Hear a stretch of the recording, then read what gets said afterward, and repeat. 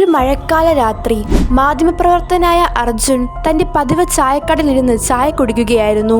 സാധാരണ പോലെ തന്റെ മുന്നിലിരുന്ന പത്രം അർജുൻ എടുക്കുന്നു.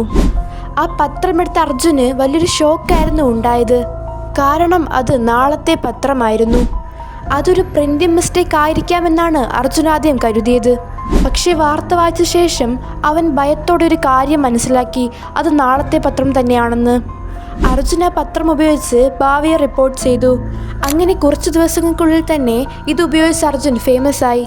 അങ്ങനെ അർജുൻ ഈ പ്രവൃത്തി തുടരുകയായിരുന്നു. ഒരു ദിവസം അർജുൻ ആ പത്രം വായിച്ചു നോക്കുമ്പോൾ അത് കണ്ട് അർജുൻ ഷോക്കായി. അതിൽ അർജുൻ്റെ ഫോട്ടോ കണ്ടു. അതിലുണ്ടായിരുന്നത് ഇങ്ങനെയായിരുന്നു: വാർത്ത ചോർത്തിയ മാധ്യമപ്രവർത്തകൻ അറസ്റ്റിൽ. പിന്നീട് ഒരുപാട് ദിവസത്തേക്ക് അർജുൻ ആ പത്രം ലഭിച്ചില്ല.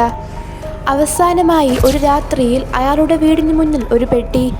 അതിൽ 7 ദിവസത്തെ പത്രങ്ങളായിരുന്നു, ഒപ്പം ഒരു കുറിപ്പും. അതിലിങ്ങനെയായിരുന്നു: ഒരിക്കൽ കൂടി ഒരു അവസരം, ഇനി നീ വ്യക്തമായ തീരുമാനമെടുക്കണം. ഇത് കണ്ടതും അർജുൻ ഭയന്നു. ഇനി അർജുൻ എന്തു ചെയ്യും? പത്രം ഉപേക്ഷിക്കുമോ അതോ ഭാവിയെ വീണ്ടും ഉപയോഗിക്കുമോ? ഇതുപോലുള്ള സ്റ്റോറീസിനായി ചാനൽ സബ്സ്ക്രൈബ് ചെയ്യൂ.